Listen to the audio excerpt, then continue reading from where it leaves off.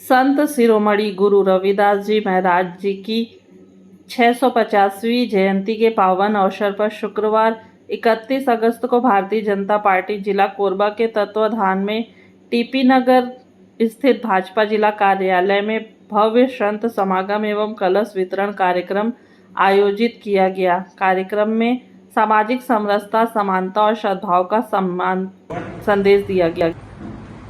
Bharatiya Janata party ने निर्णय लिया कि रविदास जी की 650वीं जयंती मनाएंगे और उनका जन्म वाराणसी के पास हुआ, मगर पूरे देश में भारतीय जनता पार्टी उनकी 650वीं जयंती मना रही है।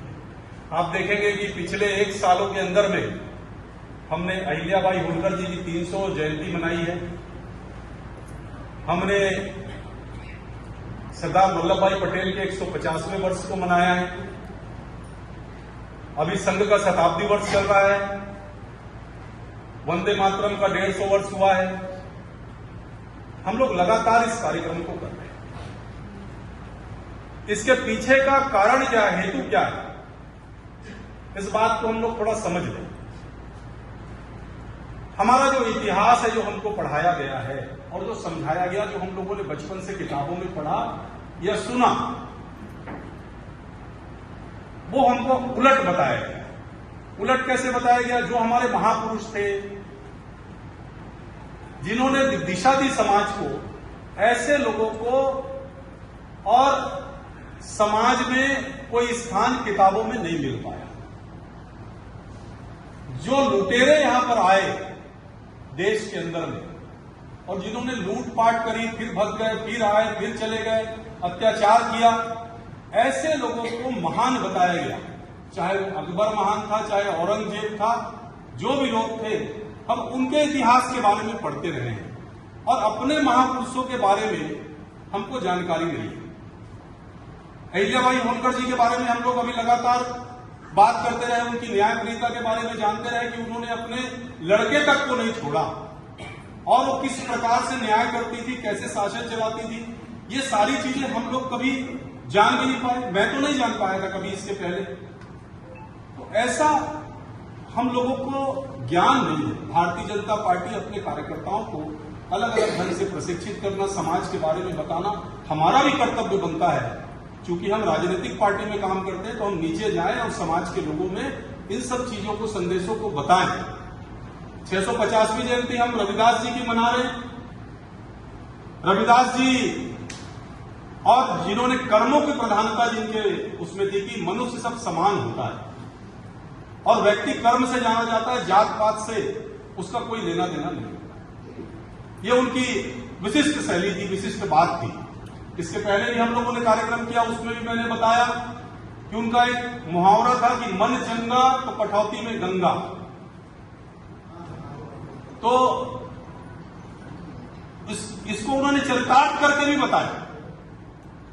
चरितार्थ ऐसे करके बताया, वो काम करने के लिए मोची का काम करते थे और जब वहां के कुछ जो कि संपन्न लोग थे, कुछ साधु लोग थे, वो गंगा जी में स्नान करने के लिए जा रहे थे।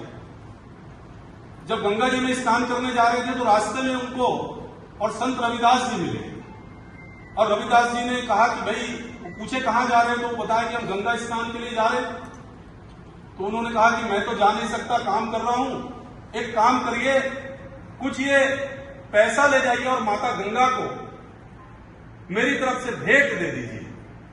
तो पहले तो वो लेने में आनाकानी करते रहे, फिर उन्होंने मन रखने के लिए कहा कि चलो हम ले लेते हैं, और ले लिया। और जब वो सभी संत जो है गंगा में डुबकी लगाए और उन्होंने अपना द्रव्य जब वहां पर लिया, कह करके डाला कि इसको आप स्वीकार करिए, मगर मां गंगा प्रकट नहीं हुई, कुछ भी नहीं। फिर जब वो जाने लगे, भूल गए, तो उनको याद आया कि संत रविदास ने भी उनको दिया है। तो वो जब उसको निकाले तो मां गंगा स्वयं प्रकट हो गई और कहा कि मेरे पुत्र ने जो आपको दिया है भेंट स्वरूप, वो मुझे दीजिए। तो सब लोग आश्चर्यचकित हो गए वहां कि हम लोग इतनी पूजा पाठ करते हैं और उसके बाद में मां गंगा प्रकट नहीं हुई और इनके लिए मां गंगा किस प्रकार से प्रकट हो गई। ये जब उनके मन में भाव आया तो वो समझ पाए कि ये संत है और ये अपने काम करते करते जूता सिलते हुए और उस काम को करते हुए भी ईश्वर में लीन रहते हैं। तो काम कुछ भी करें, हमारी भक्ति कैसी है, हमारे ईश्वर में किस प्रकार से भाव है, ये देख करके और मां गंगा वहां पर प्रकट हुई। उसके बाद वो सब आए और आकर के उन्होंने पूरा वृत्तांत उनको बताया और यह किताबों में भी लिखा हुआ है। कहने का मतलब यह है कि व्यक्ति किसी जाति पाति से छोटा या बड़ा नहीं होता है, वो अपने कर्मों के अनुसार छोटा या बड़ा बनता है। जब आप अच्छा कर्म करेंगे तो निश्चित रूप से बड़े होंगे और मनुष्य सब समान होते हैं। इस बात को हम सबको, जो संत रविदास जी का मुख्य रूप से था, हमारी अभी ये कलश यात्रा प्रारंभ हुई है बनारस से लेकर के और आए हम लोग कटघोरा में, हम लोगों ने उसका स्वागत अभिनंदन किया। रायपुर में और हम लोगों को जिले के लिए सभी जिलों को कलश दिया गया। अब यह कलश हम मंडलों को सौंप रहे हैं। मंडल वाले अपने अपने शक्ति केंद्रों में इस कलश को घुमा करके और किसी मंदिर में स्थापित करेंगे। उसमें तुलसी का पौधा लगाएंगे। संत रविदास जी के बारे में जैसे हम यहाँ पर आपको बता रहे हैं, ऐसे वहां पर आयोजन करके आप भी आगे बढ़ाएंगे।